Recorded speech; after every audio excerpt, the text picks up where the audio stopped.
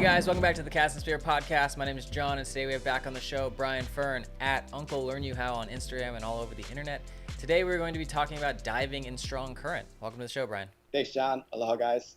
All right, so I don't have too much experience diving in strong current, but I know Hawaii, especially where you're at, has some crazy tide swings and things to consider. So, what should we be thinking about to stay safe?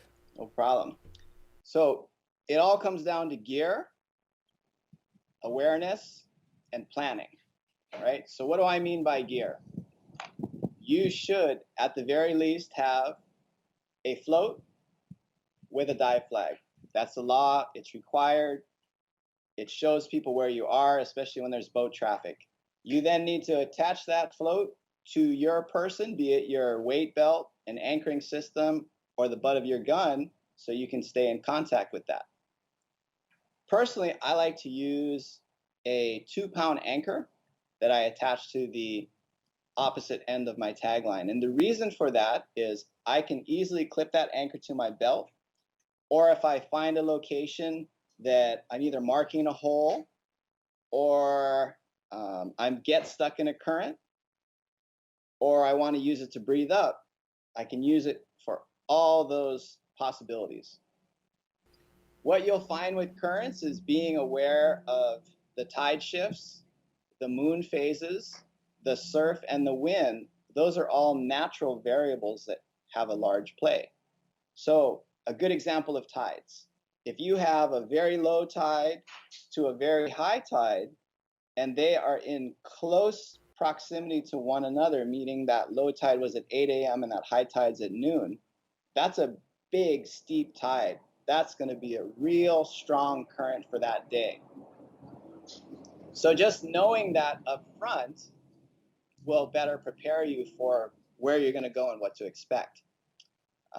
If you're unfamiliar with that, that's when you find yourself in a situation to where you hadn't planned on that, right? So I've had experiences with current that were so strong that I was telling John earlier that anchor, I actually had to swing it like this and heave it forward in a channel like a grappling hook, and then pull myself to it, kick in place, do the same thing, and it maybe took me an hour to get through that channel. And that current was so strong otherwise that even being in shape, using long blade fins, I found myself going backwards. And that is where people get in trouble, right? Because you quickly exhaust yourself, you go into that panic mode, maybe a wave comes, you swallow some water, and you're done, right? So these factors are really important, and your partner, again, needs to understand currents as well, because the most dangerous thing you'll ever experience is trying to save someone that's panicked. If you ever tried to do that, typically they try to climb on top of you and smother you. And as the lifeguards know, you either got to push the person away or even potentially incapacitate them or sneak behind them and put them in almost like a chokehold for your own safety. And you don't want it to get to that point. It's crazy. We had the other day a diver. I don't remember where. I think it was like in Mexico waters or something, but then he got swept out by the current and he was found alive, but after like 4 hours by a party boat, and a deckhand just saw him, but no flag, no nothing, just kind of like bobbing up in the water. Do you guys have like a game plan if that happens? Like if you don't see your partner in a certain amount of time, like the buddy goes straight up to a lifeguard or tries to put out a warning or something? I think with any dive, you have to have a plan in place, even if it's just I'm going in the backyard. Someone should always know, right? Like I might just tell my wife or even my mom, hey, this is where I'm going to dive. I'm going to be with this person. I'm planning on doing this stretch. I should be back within this time. And if I'm not back by 5 o'clock, then call the lifeguard. But you should have some sort of plan in place. You can also, if you want to, put an EPIRB on your float or your person. That's an individual locating beacon. Unfortunately, in Hawaii, we don't have much Coast Guard presence, so you might be out to sea for quite some time. I can recall one instance I had off South Point of Niihau, where it was really, really large seas. I was with one friend of mine, and we started getting pulled out. And it was an outgoing tide, and it was a big tide. So he started to panic. So what I told him is we need to just keep a steady pace because we didn't want to wear ourselves out, knowing that eventually, once the tide changes, the current typically will change directions. So I said we just need to keep pace. If we, as long as we can still see the bottom, we're good, right? Once we lose bottom, then we have no idea how deep we are, how far out we are. And we did that for about an hour and a half. And the boat captain finally found us after grid searching. Wow, that's intense. So is that the game plan? If you do notice yourself being in a current, just kind of stay in place and wait to be picked Well, up, or currents in general, right? If you understand how the currents are created. So if you're in a bay and there's surf, obviously the energy from the wave comes into the bay on one side, and that energy has to leave the bay on the opposite side.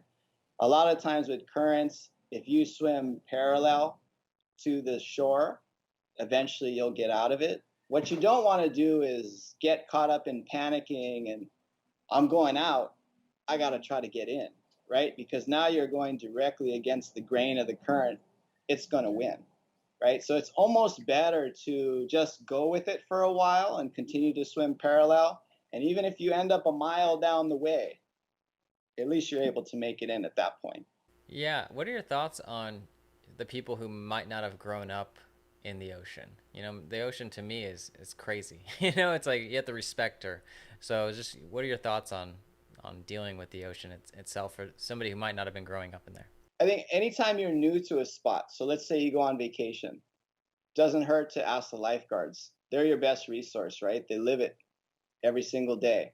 If there's no lifeguards around, ask one of the locals. If there's no locals around, you know, you can kind of take 10 or 15 minutes, just like you would as a surfer, look at the ocean. You can kind of see the texture in the water.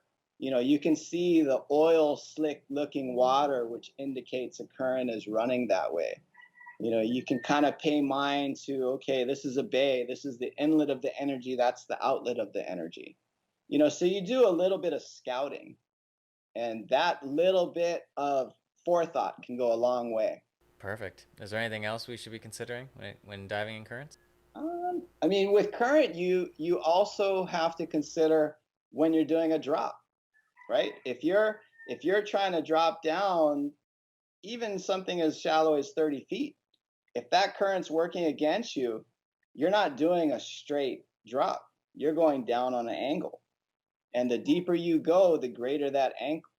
And sometimes there's currents not on the surface, but down at the bottom, cross currents. I just experienced last week, 60, 70 feet down, there was actually a cross current. And sometimes you're down deep and you try to come up and it's moving you sideways and you're not coming up, you're going sideways, right? So that's a huge factor right there. Yeah, that almost makes it seem like make sure you have enough or ample breath hold. Come up early, don't stay to your max PR, and then you can't make it to the Right. surface. So one way you could tell if there's a current similar to that is if you had some chum or some palu, like we call it in Hawaii, and you can see when you drop it, does it drop down to the bottom or does it take a severe angle? Even dropping your anchor to your float, let that hit the bottom. See the scope that your float line creates. Does it stay in one place? Does it pull to the side? If you have a spoon on you that you use as a flasher, you can throw that, and that will easily indicate how strong the current's moving. So there's things that you can do to test the current before you actually make that drop. Perfect. I think that does it for this episode, guys.